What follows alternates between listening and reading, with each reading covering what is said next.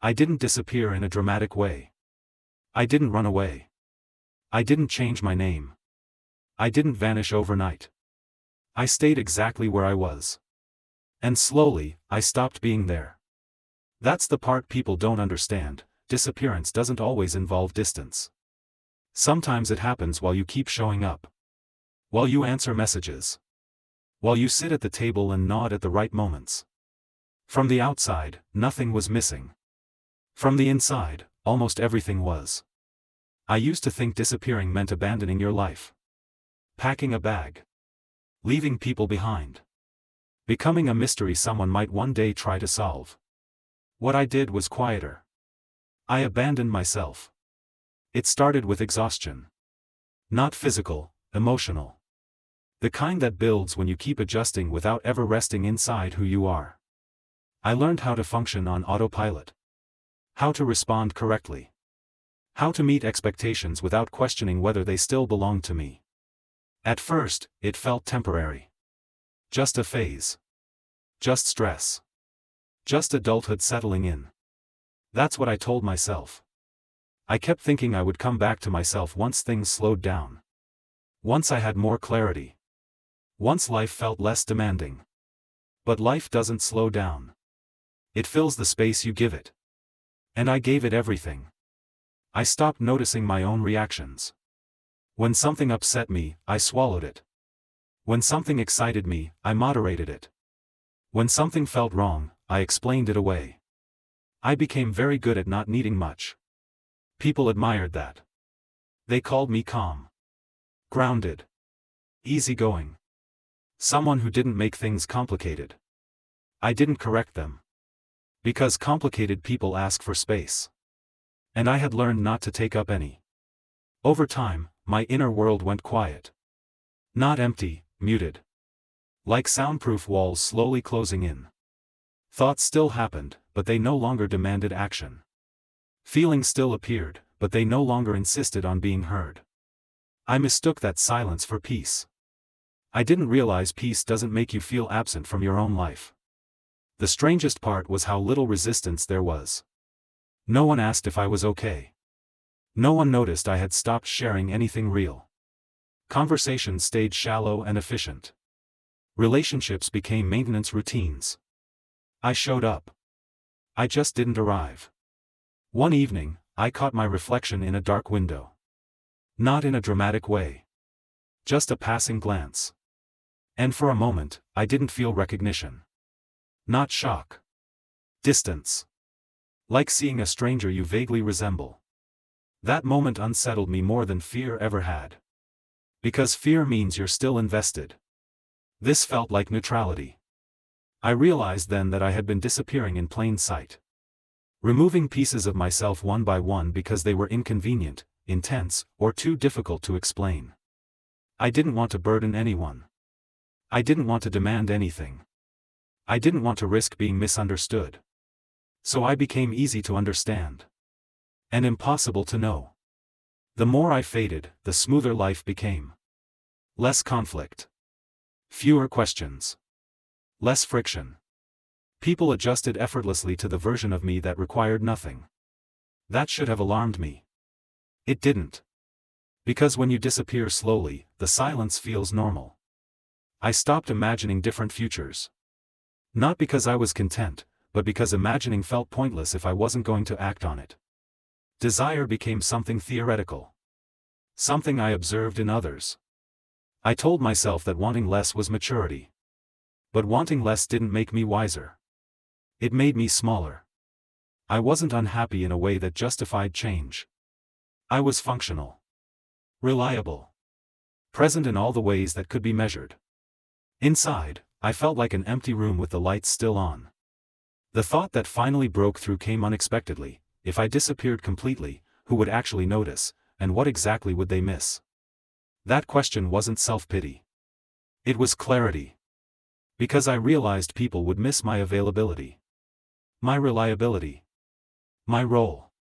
They wouldn't miss me. Not because they didn't care. But because I hadn't been there in a long time. I had disappeared without leaving. And no one had looked for me because I hadn't given them anything to lose. That realization didn't come with panic. It came with grief. Quiet, heavy, undeniable grief. For the person I had slowly erased in the name of being acceptable.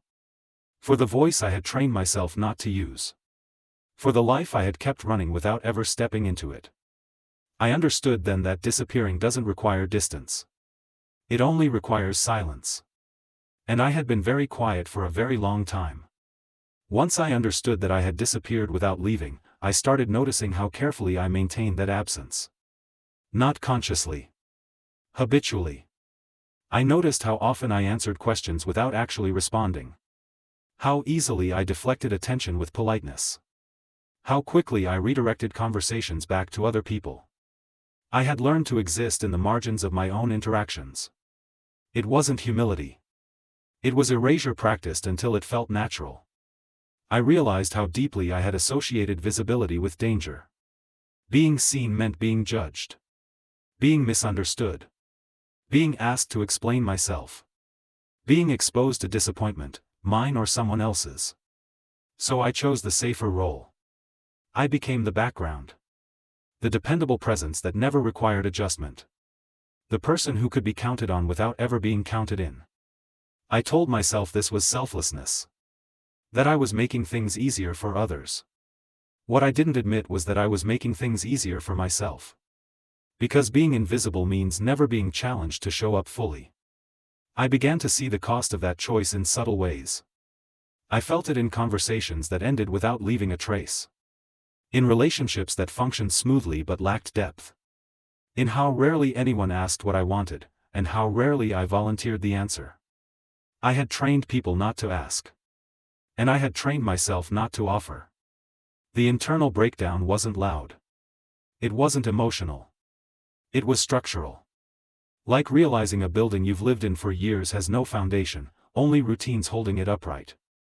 I started feeling disconnected from my own reactions. When something happened, I observed myself responding instead of actually responding. I felt like a narrator describing my life instead of a participant living it. That distance protected me. It also hollowed me out. I noticed how rarely I felt anger anymore. Not because nothing bothered me, but because anger required belief that something mattered enough to defend. I had learned to neutralize that impulse early. I had learned not to care too much. That skill had once kept me safe. Now it was suffocating me. The moral dilemma crept in slowly. Do you stay invisible because it's comfortable and no one is asking you to change? Or do you risk becoming visible again, knowing that visibility invites friction, misunderstanding, and loss? Staying invisible had advantages. It preserved stability. It avoided conflict. It allowed me to keep moving through life without anyone demanding more than I was willing to give. Becoming visible felt reckless. What if I didn't know how anymore? What if I spoke and discovered I had nothing important to say? What if the self I tried to reclaim felt awkward, outdated, or incompatible with the life I had built while disappearing? And perhaps the most frightening question of all, what if no one liked me once I stopped being easy? I realized how much of my identity had been constructed around being low impact. How I had equated goodness with minimal disturbance. How deeply I believed that taking up space was a form of selfishness. That belief had roots. I didn't question them for a long time. But I could see the result clearly now. I was present everywhere and known nowhere. I felt grief then, real grief, for the version of myself that used to speak without rehearsing, that used to care loudly, that used to feel entitled to exist without justification. That version hadn't vanished suddenly. It had been negotiated away. Piece by piece. I started noticing how my body reacted when I considered being honest. Tightness in my chest. Shallow breath. The urge to retreat. Those reactions weren't signs that honesty was wrong. They were signs that I hadn't practiced it in years. Avoidance had trained my nervous system to associate visibility with threat. That realization changed how I understood myself. I wasn't broken. I was conditioned. Conditioned to stay small. Conditioned to prioritize smoothness over truth. Conditioned to believe that disappearing was the same as being safe. Once I saw that, I couldn't unsee it. Every time I chose silence after that, it felt heavier. Not because silence was bad, but because it was no longer unconscious. It was a decision. And decisions come with responsibility. I stood at an internal crossroads then, not between two lives, but between continuation and interruption. Between staying an outline or risking substance. Between preserving comfort and reclaiming presence. I didn't know how to become visible overnight. But I knew this much: if I stayed invisible, I would eventually disappear completely, not from other people's lives, but from my own. And that kind of disappearance doesn't end with drama. It ends with quiet regret. The first time I chose to become visible again, it didn't feel empowering. It felt wrong. My body reacted before my mind could justify it. My chest tightened. My voice hesitated. There was a moment, brief but intense, where every instinct told me to pull back, to soften what I was about to say, to return to the safety of being agreeable. I didn't. And nothing dramatic happened. No one interrupted me. No one walked away. No one accused me of being selfish or difficult. The moment passed. But something inside me shifted. I realized then how much of my fear had been built on anticipation rather than reality. How many years I had spent preparing for reactions that never came. How thoroughly I had trained myself to disappear before anyone else had the chance to push me away. Visibility wasn't the threat. Avoidance had been. I didn't suddenly become confident. I didn't start speaking all the time or asserting myself loudly. Becoming visible wasn't about volume. It was about presence. I began with small things. Allowing pauses instead of rushing to agree. Letting discomfort exist without immediately fixing it. Saying, "I don't see it that way," and not apologizing for the sentence. Each moment felt unnatural. Like using muscles that had been dormant for years. Some interactions changed immediately. A few people seemed unsettled, as if the version of me they had learned to rely on had been quietly replaced. Conversations didn't glide as smoothly. There were moments of awkwardness, recalibration, silence. That was the cost. I had to accept that being real introduces friction. And friction, I learned, is not damage. It's contact. I also lost some things. Not explosively. Not dramatically. Just slowly. Certain relationships became thinner. Some people stopped reaching out as often. A few interactions never recovered their old ease. Those losses hurt more than I expected, not because the relationships were deep, but because they revealed something uncomfortable. Some connections had only worked because I wasn't fully there. Letting them go felt like mourning something that had never truly existed. But something else happened at the same time. Other moments deepened. When I stopped editing myself, some people responded with curiosity instead of resistance. Conversations lingered longer. Silence felt shared instead of empty. Disagreement didn't end connection, it clarified it. For the first time in a long while, I felt seen. Not admired.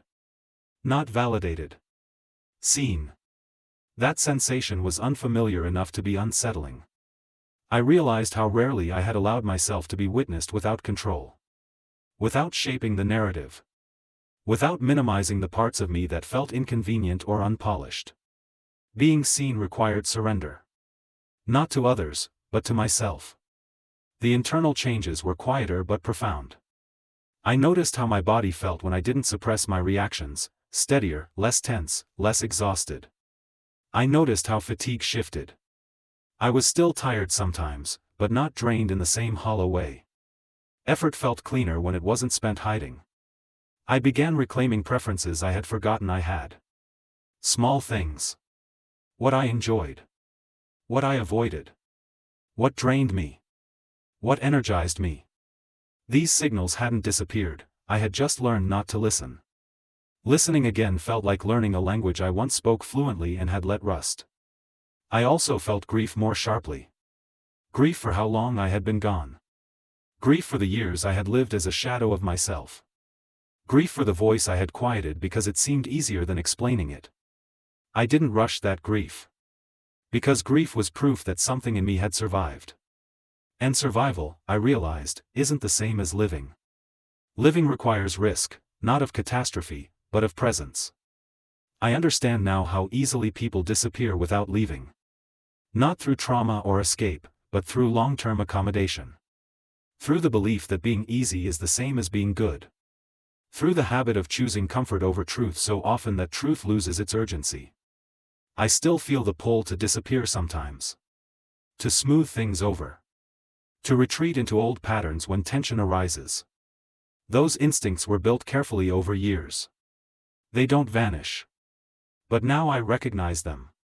And recognition gives me choice. I don't have to take up space aggressively. I don't have to perform authenticity. I don't have to become someone new to be real. I only have to stay present when my instinct is to vanish. If you're listening to this and you feel like you've been fading quietly, still showing up, still functioning, still existing, I want you to know this: you didn't disappear because you were weak. You disappeared because you adapted. And adaptation can be reversed. Not all at once. Not loudly. But moment by moment. Choice by choice. I disappeared without leaving. Coming back didn't require a grand return. It required something much harder: staying. Staying when it felt uncomfortable. Staying when it felt easier to withdraw. Staying when being seen meant risking misunderstanding. That's how I learned that presence isn't something you achieve. It's something you practice. Every day. And every time I choose not to disappear again, quietly, without witnesses or applause, my life feels a little more like a place I actually live in. Not because it's perfect. But because I'm finally here.